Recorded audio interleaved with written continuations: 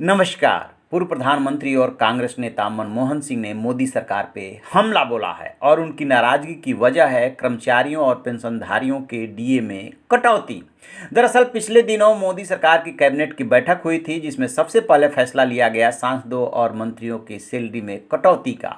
उसके बाद एक मीटिंग में जितने केंद्रीय कर्मचारी हैं और पेंशन होल्डर्स हैं, उनकी डीए की 3 किस्तें रोक दी गई और ये कहा गया कि चूंकि कोरोना संकट है, इससे जूझना है, इसके मद्देनज़र ये कदम उठाया जा रहा है। 30 जून 2021 के बाद फैसला होगा कि ये आगे और कंटिन्यू करना है या कर्मचारियों को उनकी किस्त देनी है। ये फैसला उस समय होगा। लेकिन इस बीच में 13 मार्च 2020 को केंद्रीय कैबिनेट ने जो है ये तय कर दिया था कि केंद्रीय कर्मचारियों को उनका डीए दिया जाएगा।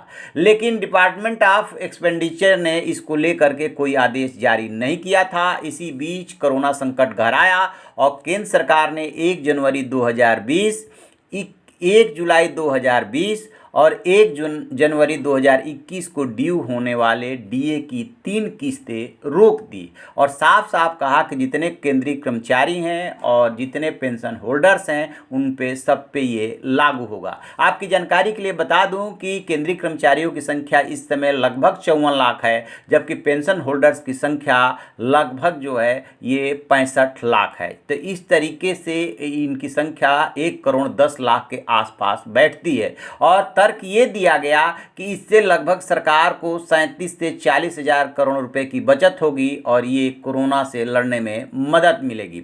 दरअसल इसमें कहीं कोई दो राय नहीं कि देश इस समय ऐसी परिस्थितियों का सामना कर रहा है जिसमें कोरोना से लड़ने के लिए फंड की ज़रूरत है और उसी क्रम में सांसदों और मंत्रियों की सैलरी की कटौती हुई थी और इसी क्रम में अब ये फैसला हुआ है। लेकिन एक बहुत बड़े वर्ग में इसकी आलोचना हो रही है कि अभी ऐसा समय नहीं आया था कि केंद्रीय कर्मचारियों या पेंशन होल्डर्स के डीए में कटौती करके इसकी भरपाई की जाए। दरअसल होता क्या है कि जब केंद्र सरकार केंद्रीय कर्मचारियों के डीए को लेकर के फैसला लेती है, उसी आधार पर लगभग सभी राज्य सरकारें अपने कर्मचारियों को डीए देती हैं। लेकिन जब केंद्र सरकार ने डीए की 3 किस्तें रोक दी तो स्वाभाविक सी बात है कि राज्य सरकारें भी ऐसा ही करेंगी।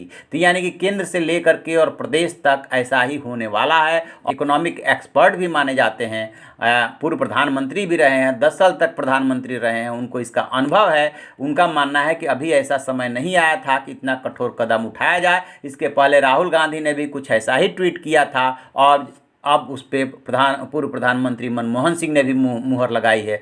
स्वाभाविक रूप से ऐसे फैसलों से कर्मचारियों में नाराजगी होगी। अब देखते हैं कि इसको आगे चल कर के कौन सा ये टर्न लेता है। तो आप ऐसी खबरों के लिए देखते रहिए हमारा डिजिटल चैनल इन खबर। Thank you. इन खबर चैनल को सब्सक्राइब करें और बेल आइकन दबाना ना भूलें।